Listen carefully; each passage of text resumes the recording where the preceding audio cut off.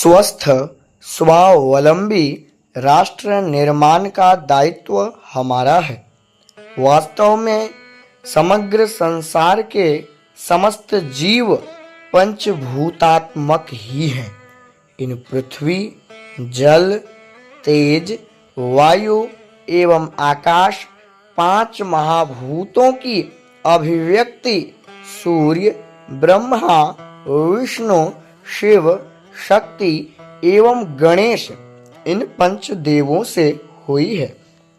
स्वयं सच्चिदानंद सर्वेश्वर ने सृष्टि, स्थिति, संहृति, निग्रह एवं अनुग्रह इन पंच कृतियों के लिए पंचदेव को अभिव्यक्त किया। इस प्रकार स्वतः सिद्ध होता है कि यह चराचर जगत स्वयं सच्चिदानंद सर्वेश्वर की अभिव्यक्ति है तथा इसके निमित्तोपादान कारण भी सच्चिदानंद सर्वेश्वर ही स्वयं सिद्ध होते हैं। इस प्रकार संसार के प्राणी मात्र को हिंदू कहना अनुचित नहीं होगा तो मानव की बात ही क्या, क्योंकि यह शरीर क्षिति, जल, पावक, गगन, समीर से ही संगठित है। ये हमारे आराध्य हैं। हमारे धर्म ग्रंथों में माता वसुंधरा, जल के देवता वरुण, अग्निदेव, वायुदेव एवं आकाश की उपासना पद्धति का उल्लेख विस्तार पूर्वक किया गया है। इस प्रकार यह सिद्ध होता है कि ये पंचदेव एवं पंचभूत हमारे पूर्वज हैं। इसे नकार कर स्वयं को अन्य धर्मावलंबी कहना कृतघ्नता है। हमें अपने विज्ञान स्वरूप पूर्वजों पर गौरव करना चाहिए, क्योंकि स्वयं भगवान ने गीता में उद्घोष किया, ममैवांशो जीवलोके, अर्थात संसार के सभी जीव मेरे ही अंशभूत हैं। लेकिन इन वाक्यों में जिनकी आस्था है वही इस मर्म को समझ पाते हैं, क्योंकि इसी लोक में देव और असुर इन दोनों प्रकार की होने की बात गीता में ही भगवान ने स्पष्ट किया। द्वौ भूत सर्गौ लोकेस्मिन् दैव आसुर एव च। अभिप्राय यह है कि सनातन आस्थाओं से भिन्न कुछ मान्यताएं प्रचलित हुई जो आज भी भिन्न भिन्न पंथाइयों के नाम से ख्यापित है, जो भिन्न भिन्न द्वीपों में विद्यमान है, जबकि हिमालय से इंदु सागर पर्यंत देव भूमि पर निवास करने वाले दुर्विचारों से हीन मानव को वेद ने हिंदू कहा। जहाँ प्राचीन काल से संस्कार समन्वित शिक्षा के द्वारा राष्ट्र की सुरक्षा, संपन्नता एवं सेवा परायण नागरिकों का निर्माण होता रहा, कालांतर में आतताई आक्रांताओं ने हमारी शांतिपूर्ण विधि व्यवस्था को अस्त व्यस्त कर डाला। मूर्ति भंजकों ने हमारे धर्म एवं शिक्षण संस्थानों को ध्वस्त किया। यह कालखंड 11वीं सदी से लेकर 1947 ईस्वी तक चला। इस मध्य हमारे महापुरुषों ने दुष्टों को चुनौती भी दिए और पराजित भी किया। पराधीनता के कालखंड में जहां मुगलिया सल्तनत हमारी परंपरागत शिक्षा व्यवस्था को जलाकर राख किया, फिर भी हमारे मनीषियों ने श्रुति परंपरा को प्रशस्त कर वैदिक शिक्षा व्यवस्था को मरने नहीं दिया। पश्चात अंग्रेजी शासन काल में दुष्ट मैकाले की 6 कुटिल नीति से आर्यावर्त भी सिमट गया। शिक्षा, रक्षा व वाणिक व्यवस्था, सेवा स्नेह तो विलट गया। पराधीनता से मुक्ति तथा स्वाधीनता की प्राप्ति हुई। राणा मंगल राजगुरु ने क्या सब सपना देखा था, बटकर बचा स्वतंत्र राष्ट्र को यह संविधान भी धोखा था। स्वतंत्र भारत की शिक्षा व्यवस्था कम्युनिज्म विचारधारा के हाथ में सौंप दिया गया। फिर क्या था? उच्छिन्न हुआ तब धर्मधरा से, उच्छिन्न हुआ तब धर्मधरा से, मर्यादा का लवलेश नहीं, विकास बना संदेश नाश का, आस्था अपनत्व अवशेष नहीं।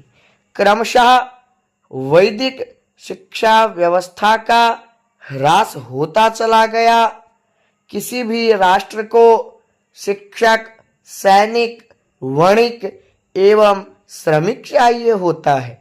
सो किसी भी शिक्षा व्यवस्था से उक्त चारों स्तंभ प्राप्त हुए, किंतु आर्य सनातन हिंदू धर्मावलंबियों के समक्ष चुनौती उपस्थित होती है कि इनके जन्म से मृत्यु पर्यंत निहित विहित देव पितर यज्ञ अनुष्ठानों के कुशल संपादन के लिए योग्य व्यक्तियों का अभाव होता चला गया, क्योंकि विकास की प्रगल्भता में समस्त कौलिक व्यवस्था विकृत हुए तो कुल देवता, कुल गुरु कैसे बचेंगे?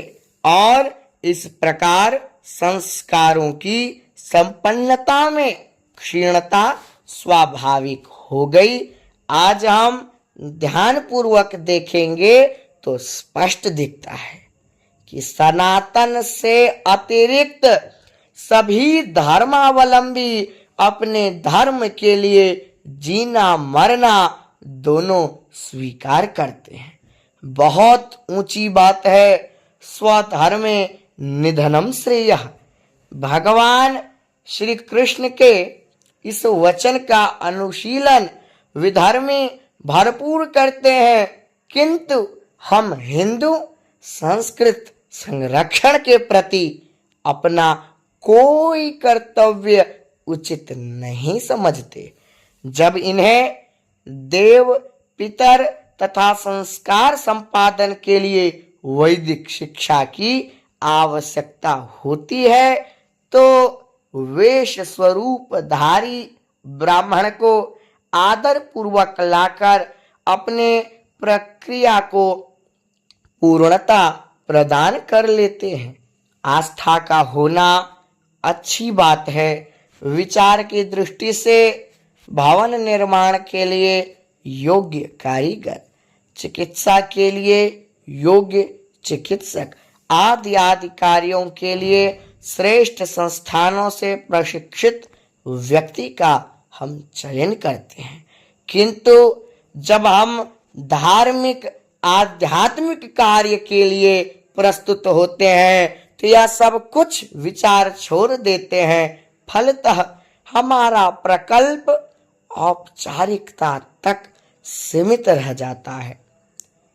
इस संदर्भ में हमारी संस्था SRD गुरुकुल फाउंडेशन, खालिसपुर, कपिलधारा, वाराणसी गंभीरता पूर्वक अपने धर्म संस्कृति को संरक्षित करने के लिए संस्कार समन्वित शिक्षा को व्यापक बनाकर पारंपरिक पद्धतियों को विशिष्ट विद्वानों के द्वारा चयनित युवाओं को प्रशिक्षित करके यथा योग्य क्षेत्र एवं स्थान पर नियोजन करने के लिए प्रतिबद्ध है।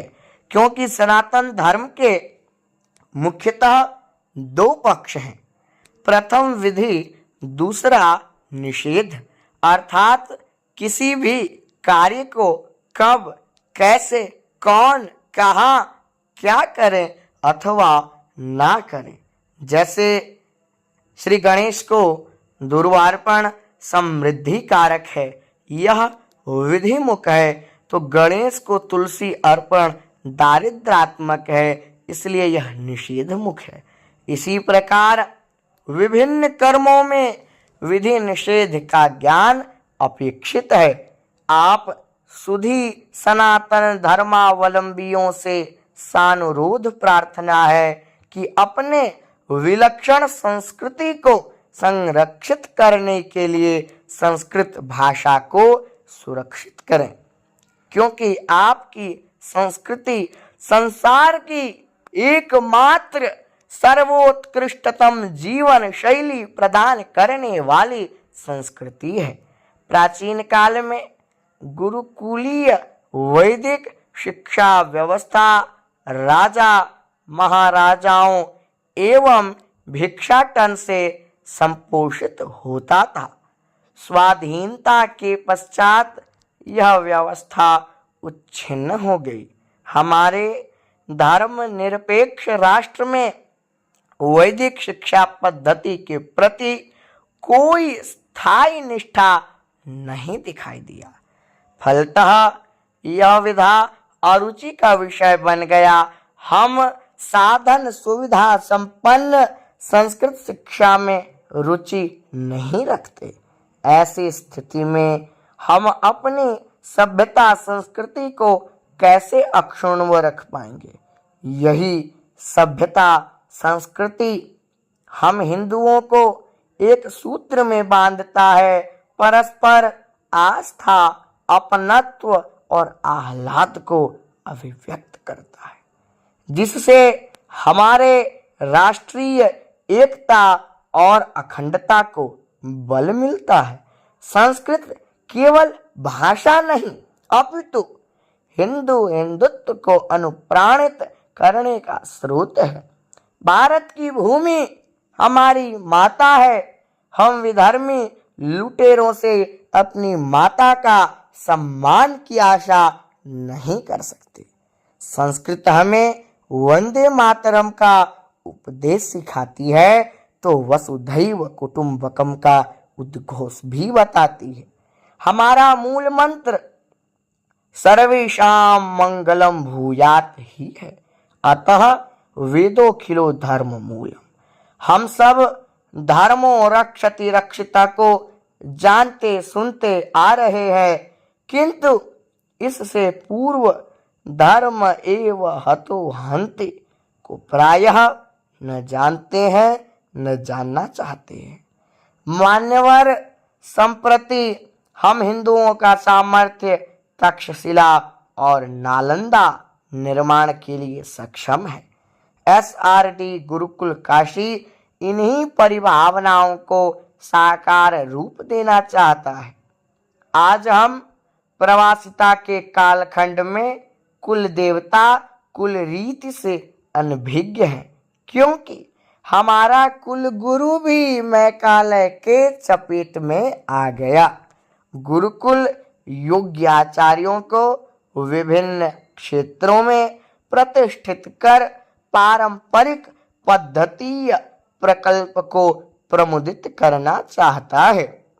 संस्कारों की विश्वस्त एवं प्रामाणिक संपन्नता के लिए आचार्यों को प्रतिष्ठित की जाए, जो हमारे गार्हस्थ्य जीवन शैली को वेदानुकूलित निहित विहित संस्कार यज्ञ व्रत अनुष्ठान को प्रशस्ति प्रदान कर सके एवं देव पितरम समर्च्य उल्लसिताः भवन्तु।